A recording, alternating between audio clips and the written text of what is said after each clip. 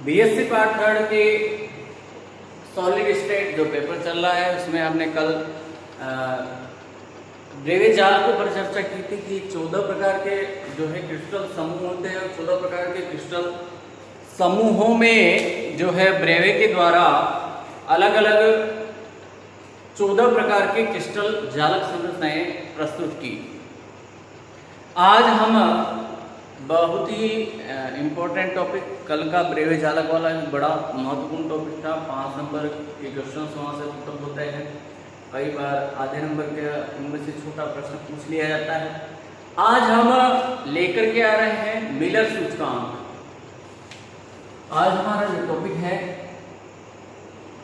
Miller सूचकांक।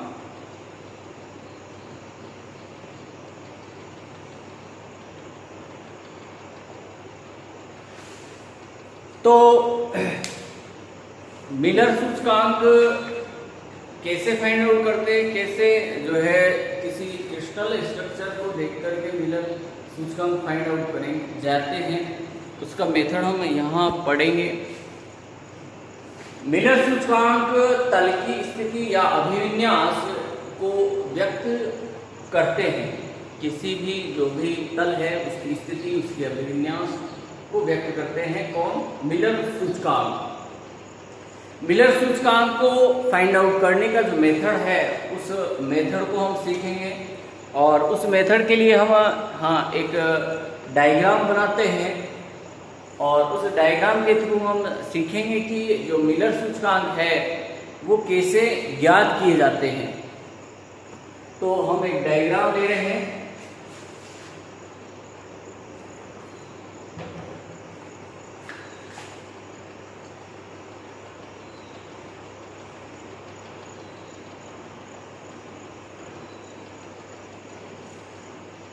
X, Y और Z, इन x Y Z अक्षों को काटता हुआ एक प्लेन देते हैं हम कि इस तरह से एक प्लेन है जो इन अक्षों को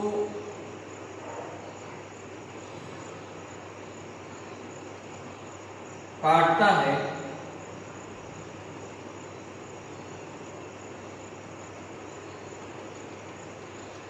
इस तरह से एक्स, वाई और जेड तीनों अक्षों को इस तरह से एक प्लेन काटता है और काटे गए अंतःखंड इस प्रकार है 3, 2 और 2 के रूप कि उस समतल के द्वारा एक्स, वाई और जेड अक्षों पर जो काटा गया अंतःखंड है, एक्स अक्ष पर 3, वाई पर 2 और जेड अक्ष पर 2 है।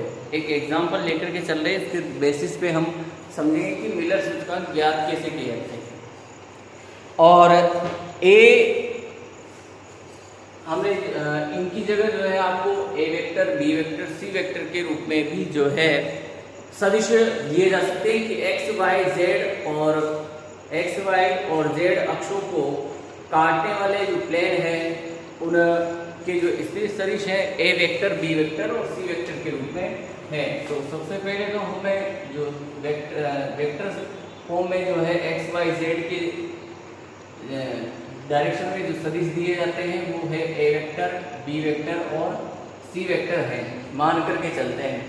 तो इन सदिशों ए vector, B vector, C vector के द्वारा एक्स वाई जेड प्लेन में जो काटे गए अंतःखंड है उन अंतःखंडों का पी क्यू आर के रूप में जो काटे गए अंतःखंड है वो निम्न प्रकार होंगे।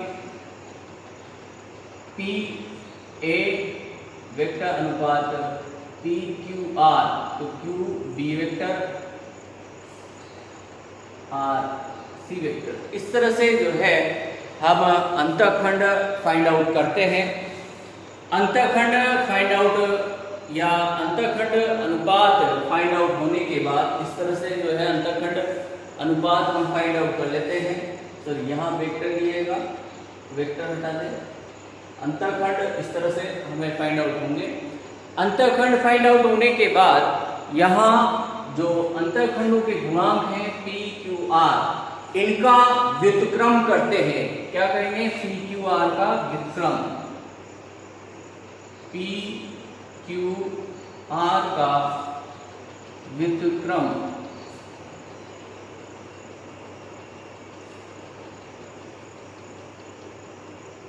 पी क्यू आर का व्युत्क्रम करते हैं, यानी कि 1/p 1/q 1/r, और व्युत्क्रम करके इनके जो हर हैं पी क्यू आर, इन हरों का एलसीएम फाइंड आउट करते हैं, और एलसीएम फाइंड आउट करके उस एलसीएम को प्रत्येक व्युत्क्रम के साथ गुणा करके और मिलर सूचकांक फाइंड आउट करते हैं। यानी कि इनके व्युत्क्रम लेने पर जो हर प्राप्त हो रहे हैं पी क्यू और आर, इनके हरों को का जो एलसीएम फाइंड आउट होगा, उस फाइंड आउट एलसीएम से इन्हें हम मल्टीप्लाई करके और जो पद प्राप्त होगा वही आपका मिलर सूचकांक कहलाता है। और मिलर सूचकांक एक प्लेन का अभिविन्यास, उसकी स्थिति को प्रदर्शित करता है। अब यहाँ हम एक उदाहरण लेकर के चलते हैं कि एक तल जिसके निर्देशांक x y z 3D plane में 3, 2, 2 है। जस्ट एग्जांपल कि एक प्लेन है जिसके द्वारा 3D त्रिविमीय निर्देशांकों में जो है उसके निर्देशांक 3, 2, 2 के रूप में है, 3, 2, 2 के रूप में हमें प्राप्त है। तो सर्वप्रथम जो हमें निर्देशांक प्राप्त हुआ है उस निर्देशांक का हम व्युत्क्रम लेंगे। तो इसका व्युत्क्रम लेने पर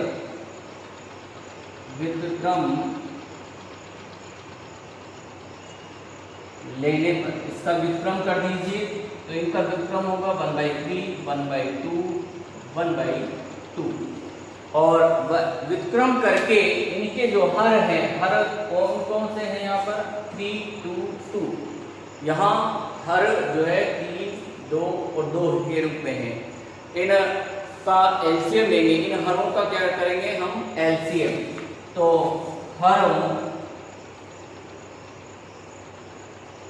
3, 2, 2 का एलसीएम वो फाइंड आउट होगा आपको 6। कितना होगा एलसीएम 6। और इस एलसीएम को फिर हम इन व्युत्क्रम के साथ मल्टीप्लाई करेंगे तो आपके जो मिलर सूचकांक होंगे, तो मिलर सूचकांक वो हो जाएंगे 6 को 1/3 से मल्टीप्लाई करेंगे तो 3 दूनी 6, 2 बार कट जाएगा तो 2, 1/2 से 6 को मल्टीप्लाई करेंगे तो 3, यानी कि इसके जो मिलर सूचकांक होंगे वो कितने होंगे 3, 2, 3 के रूप में होंगे इसके मिलर सूचकांक। तो यह जो हमें फाइंड आउट हुआ इस तरह से, ये कहलाता है मिलर सूचकांक, जो कि उस तल की स्थिति और उसके अभिविन्यास को व्यक्त करता है। यदि कोई मिलर सूचकांक नेगेटिव फॉर्म में आता है, जैसे कि आपको -h, -k, -l, सामान्यतः जो मिलर सूचकांक है उनको h, k, l के रूप में ही प्रदर्शित किया जाता है। तो यदि किसी अभिविन्यास के जो मिलर सूचकांक के माइनस में है, -h, -k, -l के रूप में मिल रहे हैं, तो इनको माइनस के रूप में नहीं रखते हैं, इनको बार के रूप में प्रदर्शित किया जाता है। नेगेटिव यदि हमको फाइंड आउट होते हैं तो इनको बार के रूप में प्रदर्शित करते हैं, h बार, k बार, l बार के रूप में।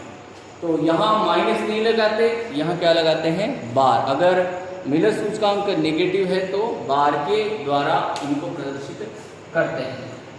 तो ये हमने मेथड सीखा कि किसी तल की स्थिति या अभिविन्यास के जो मिलर सूचकांक है कैसे फाइंड आउट करेंगे। एक उदाहरण लेते हुए, मिलर सूचकांक की क्या क्या विशेषताएं होती है उन्हें हम जानते हैं। तो मिलर जो सूचकांक है, मिलर सूचकांक की जो प्रथम विशेषता रहती है वो यह है कि बराबर दूरी पर स्थित दो तलों की जो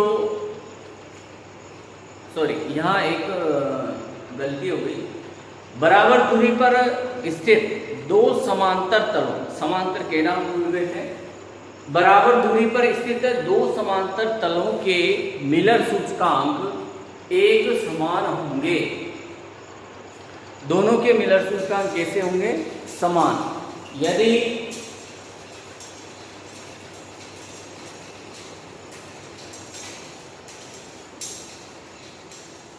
यदि दो प्लेन एक दूसरे के समांतर है तो उनके जो मिलर सूचकांक होंगे वो एक समान होंगे। दूसरा, निर्देशांक अक्षों के समांतर क्रिस्टल तल उन्हीं अक्षों को अनंत पर काटते हैं। जैसे हम x अक्ष ले रहे हैं और x अक्ष के समांतर कोई तल है तो वो x अक्ष को अनंत पर ही काटेगा। ठीक है, दूसरी विशेषता तो ये थी। तीसरी विशेषता की बात करें, किन्हीं दो क्रिस्टल तलों के मिलर सूचकांक समान अनुपात में है तो वे परस्पर समांतर होंगे। यानी कि जस्ट हमने जो पहला बिंदु सीखा उसका जस्ट अपोजिट है कि यदि दो क्रिस्टल तल एक दूसरे के निकट है और उनके जो मिलर सूचकांक है समान है, एक समान है, तो वो दोनों जो तल हैं एक दूसरे के क्या होंगे? समांतर होंगे। ये हमारा तीसरा बिंदु था। अब हम बात करते हैं नंबर 4, चौथे बिंदु की। यदि घन क्रिस्टल में HKl मिलर सूचकांक वाले समांतर तलों द्वारा तीनों अक्षों पर काटे गए अंतःखंड की दूरी स्मॉल a हो तो समांतर तलों के मध्य की जो दूरी होगी वो निम्न प्रकार से होगी। यानी कि एक घन क्रिस्टल है, घन क्रिस्टल के जो मिलर सूचकांक है HKl है और इसके समांतर जो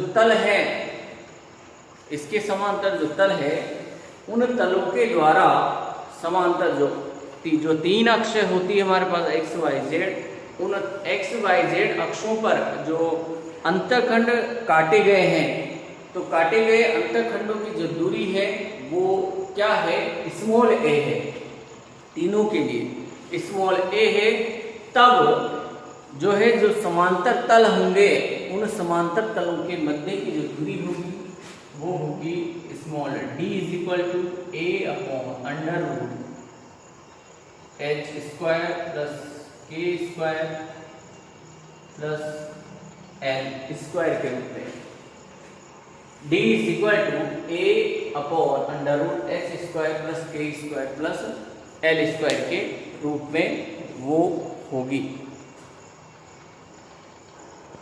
तो यहाँ हमने देखा कि जो एक घन क्रिस्टल है उसके मिलर सूचकांक HKl है। तो मिलर सूचकांक वाले घन के समांतर तलों द्वारा तीनों अक्षों पर जो काटे गए अंतःखंड है उन अंतःखंडों की जो दूरी है a है, स्मॉल a। तब उन समांतर तलों के मध्य की जो दूरी होगी d = a/√h² + k² + l² के रूप में रहती है। अगला टॉपिक हम लेते हैं क्रिस्टल में जो जालक तल होते हैं उन जालक तलों के बीच की दूरी या उन जालक तलों के मध्य का अंतराल। तो क्रिस्टल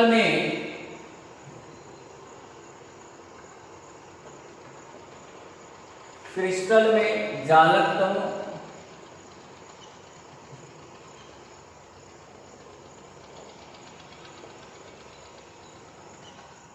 मध्य जालक तलों के मध्य अंतराल। तो इसके लिए हम एक डायग्राम बनाते हैं, डायग्राम ड्रॉ करके इसको हम समझें।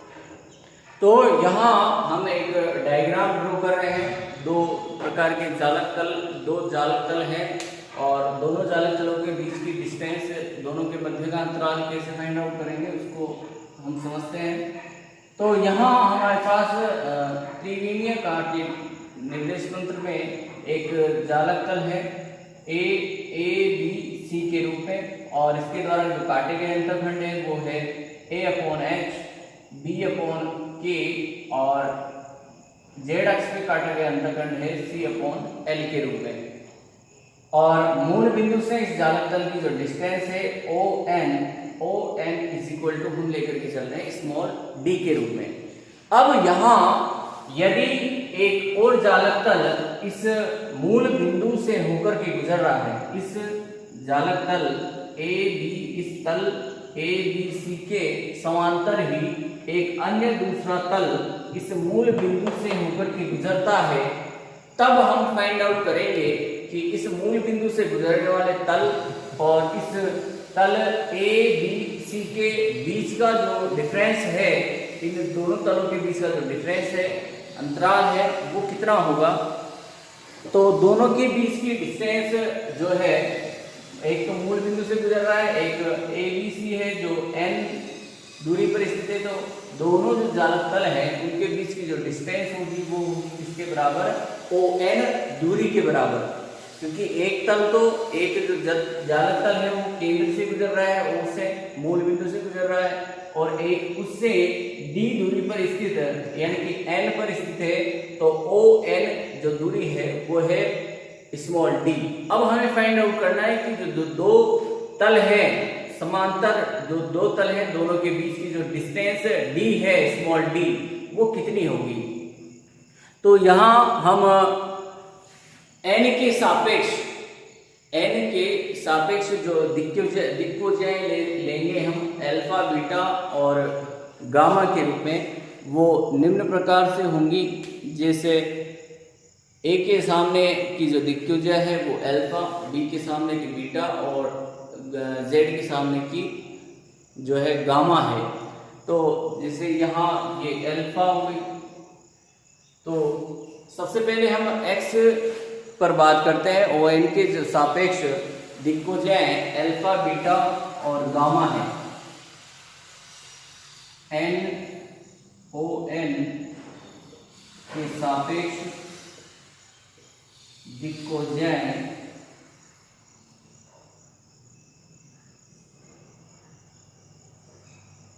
अल्फा, बीटा व गामा है। तो अल्फा, बीटा और गामा है, तब हम x के अकॉर्डिंग लेकर के चलते हैं सबसे पहले। तो यहाँ हम इस ONA ट्राइंगल को यहाँ रिप्रेजेंट कर रहे हैं। तो ये O, ये N और ये A बिंदु। तो यहाँ O और N के द्वारा जो एंगल बनाया गया है, ON के द्वारा A के सामने का जो एंगल है वो है अल्फा। अल्फा के रूप में यहाँ ये एंगल ड्रॉ किया गया है अल्फा। तो ये अल्फा एंगल होगा। जब ये अल्फा एंगल होगा और ये जो दूरी है ON है हमारे पास स्मॉल d के रूप में, और O से लेकर के A तक की जो दूरी है वो है A/H के रूप में।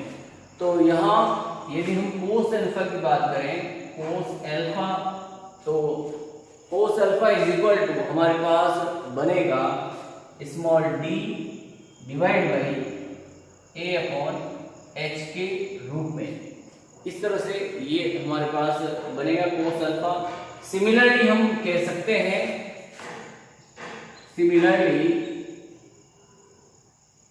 cos beta is equal to कितना हो जाएगा, D/A की जगह क्या जाएगा B/K। तो cos beta D/B/K, cos gamma is equal to small d/C/L।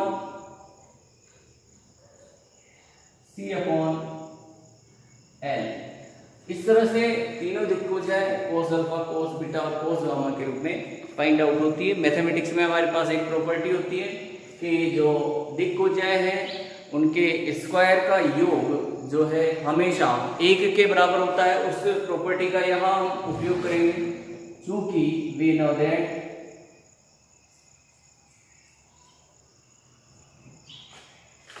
Cos square alpha plus cos square beta plus cos square gamma is equal to 1। तो यहाँ इन वैल्यूज को रखते हैं। तो सबसे पहले हम वैल्यू रखें तो डी एच अपॉन ए का square plus D K upon B square, B का whole square plus D L upon C का whole square is equal to 1। ये हमें फाइंड आउट होता है। तो तीनों में से जो कॉमन आ रहा है, डी स्क्वायर कॉमन आ रहा है, तो डी स्क्वायर को यहाँ हम कॉमन लेते हैं। बाकी को H square upon A square plus K square upon B square plus L square upon C square is equal to 1। तो D square is equal to 1 upon under root H square upon A square plus K square upon B square plus L square upon C square के रूप में यहाँ हमें find out होता है। और इसे देते हैं हम इक्वेशन नंबर 1। इसको देते हैं हम इक्वेशन नंबर 1। यदि यहाँ से हमें डी स्क्वायर का स्क्वायर हटाए तो उधर जो है पावर हाफ हो जाएगी। तो d is equal to 1 upon H square upon A square plus K square upon B square plus L square upon C square की पावर 1/2। ये इक्वेशन नंबर 2 हमें फाइंड आउट होती है। यानी कि दो तलों के मध्य का जो अंतराल है वो ये होगा। और ये किस प्रकार के क्रिस्टलों के लिए होगा? वो होगा जैसे यह सूत्र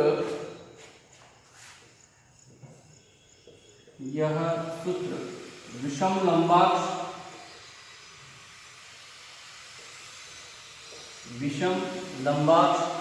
द्विसम लंबाक्ष,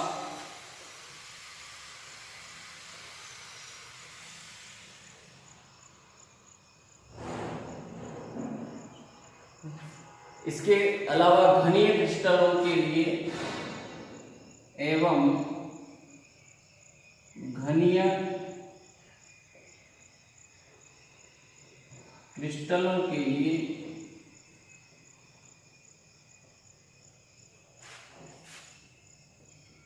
होता है। घनीय जो क्रिस्टल होते हैं उनके लिए उपयोग में लिया जाता है। यदि क्रिस्टल द्विसमलंबाक्ष है, द्विसमलंबाक्ष में हम कोई दो भुजाएं बराबर लेते हैं, तो उस स्थिति में ये जो फॉर्मूला है वो द्विसमलंबाक्ष के लिए इस तरह से काम में लिया जाएगा। यदि क्रिस्टल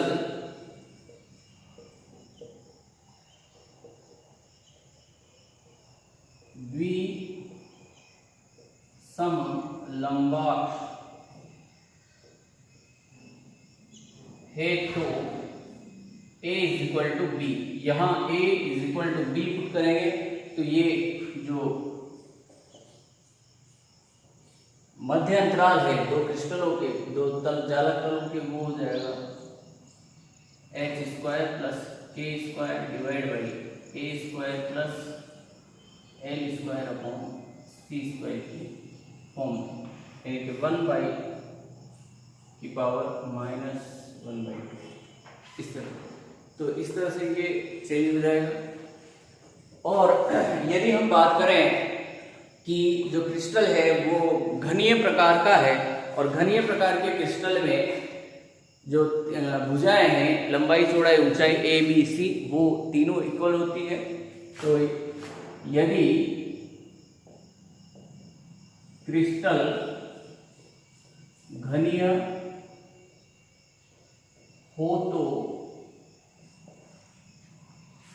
यदि क्रिस्टल घनीय प्रकार का है तो A is equal to B is equal to C, तब जो दो जालक तल है उनके मध्य की जो दूरी होगी D इज इक्वल टू, वो आपके पास फाइंड आउट हो जाएगी h square plus k square plus c square divide by a square के रूप में, a स्क्वायर की फॉर्म में फाइंड आउट होगी और इसकी power 1/2। So d is equal to a upon under root a square sorry h square plus k square plus l square. तो ये घनीय क्रिस्टलों के लिए जो है उनके जालक तलों के मध्य की जो दूरी है वो इस तरह से होगी, d is equal to a upon under root h square plus k square plus l square की फॉर्म में होगी। अब आगे हम कुछ जो न्यूमेरिकल्स हैं उन पर चर्चा करते हैं कि कैसे जो है डिस्टेंस फाइंड आउट करेंगे। तो एक न्यूमेरिकल लेकर के चलते हैं। न्यूमेरिकल जो है मिलर सूचकांक से संबंधित भी आते हैं और जालक तलों के मध्य की दूरी फाइंड आउट करने से रिलेटेड भी आते हैं। तो यहाँ हम एक एग्जांपल लेकर के चल रहे हैं, उसके हम उसको हमें सॉल्व करना है। यदि किसी घनीय जालक का जालक नियतांक, यदि किसी घनीय जालक का जालक नियतांक, घनीय जालक का जो जालक नियतांक है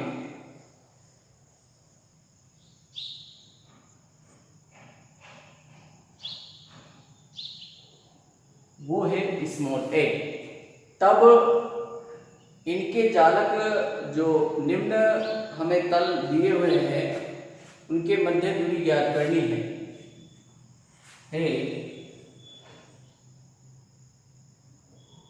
तब निम्न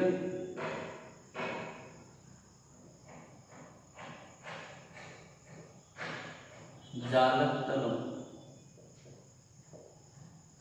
के मध्य दूरी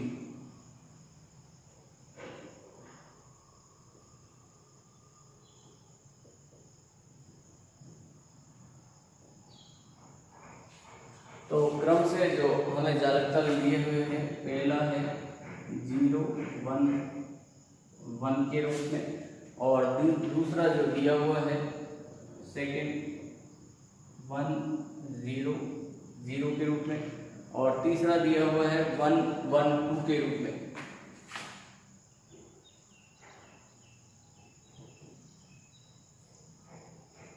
ये मिलर सूचकांक दिए हुए हैं, मिलर सूचकांक उन जालक तलों के मिलर सूचकांक h के l के रूप में हमें दिए हुए हैं, और हमें जो है इनके समांतर जो जालक तल है उन जालक तलों के मध्य की जो है अंतराल हमें फाइंड आउट करना है। तो फाइंड आउट करते हैं। फर्स्ट के लिए d इज इक्वल टू हमने पढ़ा है a घनीय है, घनीय के लिए जो फॉर्मूला होगा वो a upon under root h square plus k square plus l square की फॉर्म में होगा। तो d फॉर 0 1 1, तो a तो जालक नियतांक a है तो a ही लेंगे, a divide by under root a h is equal to 0, k is equal to 1, l is equal to 1, that is a√2, ये जो है जालक अंतराल आएगा a√2। सेकंड को सोल्व करते हैं। D101 के लिए a/√h की वैल्यू 1, k की वैल्यू 0 प्लस l की वैल्यू 1, तो इसके लिए भी जो डिस्टेंस आएगी वो आएगी a√2³। Number 3 D112 is equal to a divide by √h की वैल्यू 1 प्लस k की वैल्यू 1 प्लस l की वैल्यू 2, तो 2 का स्क्वायर 4, तो a डिवाइड बाई 1 1 2 2 और 4 6, तो ये √6 के रूप में फाइंड आउट हो जाएंगे। तो इस तरह से जो है डिस्टेंस हम विभिन्न प्रकार के मिलर सूचकांक यदि हमें दिए जाए तो उनके समांतर जो जालक तल है उन दोनों तलों के मध्य की जो दूरी है वो इस तरह से हम फाइंड आउट कर सकते हैं। अब आप लोगों के लिए एक क्वेश्चन आप लोग उसे सॉल्व करेंगे।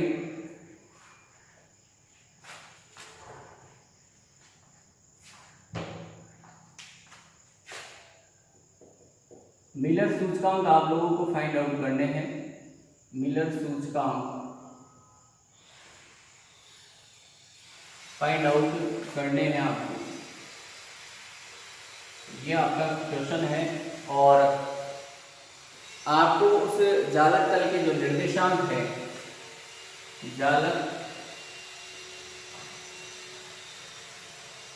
तल के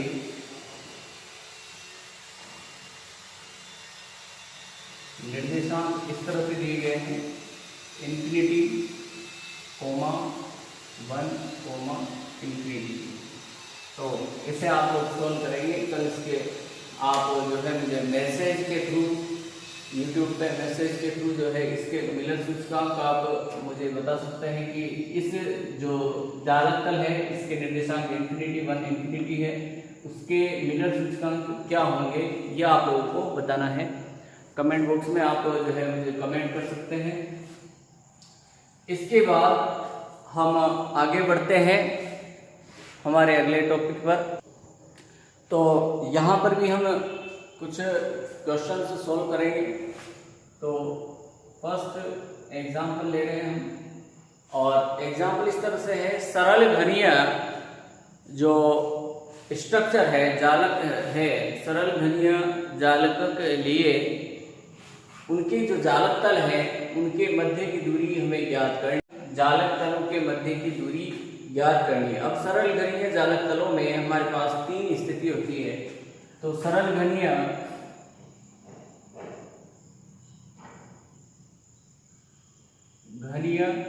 जो जालक तल है उनके जो मिलर सूचकांक होंगे 3 प्रकार से होंगे। सरल घनीय जालकों के मिलर सूचकांक,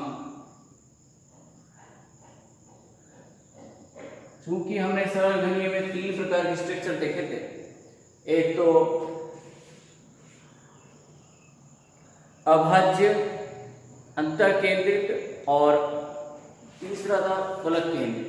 तो इस तरह से जो है 3 जो हमने स्ट्रक्चर देखे थे उनके मिलर सूचकांक इस तरह से होंगे 1 0 0, दूसरा होगा 1 1 0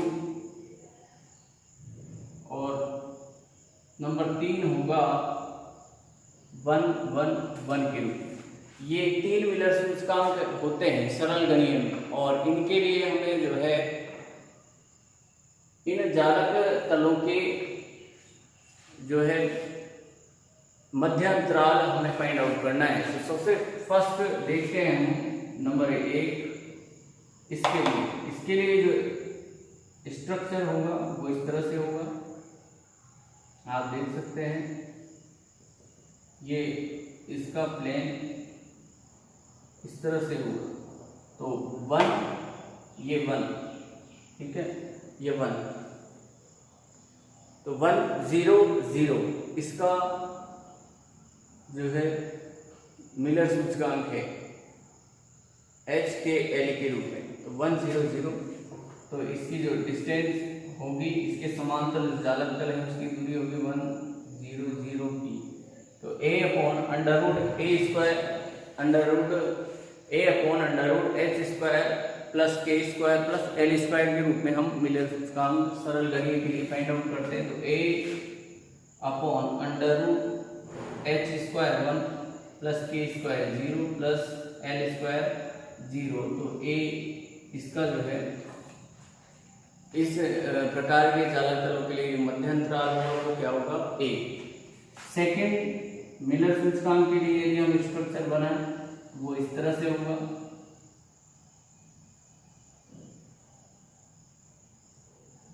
इसका जो स्ट्रक्चर है वो इस तरह से बनेगा।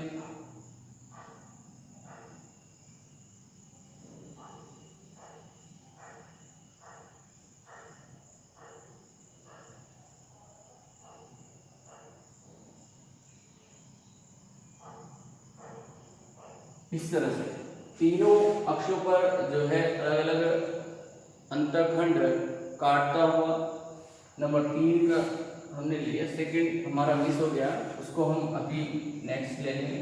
तो D1 1 1 के लिए हम फाइंड आउट करते हैं इसके समांतर जो तल है उन दोनों तलों के मध्य जो मध्य दूरी होगी वो होगी a divide under root h square 1 plus k square 1 plus l square 1, तो a बाई रूट 3 के रूप में। नेक्स्ट हम हमारा जो मिस हो गया ये वाला, इसको लेते हैं सेकंड को, तो D1 1 0 D1 1 0 इसका भी हम स्ट्रक्चर देख लिए कि इसका जो स्ट्रक्चर होगा वो किस तरह से होगा। तो इसका जो स्ट्रक्चर वो बनेगा इस तरह से,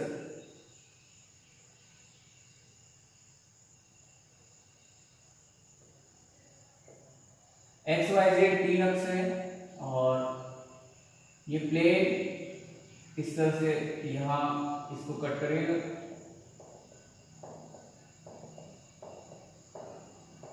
इस तरह से। तो इस तरह से इस के द्वारा जो है 1 1 0 इस प्लेन के मिलर सूचकांक होते हैं। और यदि हम इसके समांतर यदि तल है तो इन दोनों तलों के मध्य की जो दूरी होगी वो होगी a divide by under root h की वैल्यू 1, तो h 1 का स्क्वायर 1, k का 1 प्लस l का 0, तो a बाई अंडर रूट 2। तो इस प्रकार के स्ट्रक्चर का जो जालक तल है, इसके जो समांतर जालक तल है, दोनों जालक तलों के मध्य की जो दूरी होगी वो होगी a बाई अंडर रूट 2 के रूप में। आज की क्लास में इतना ही। Thank you.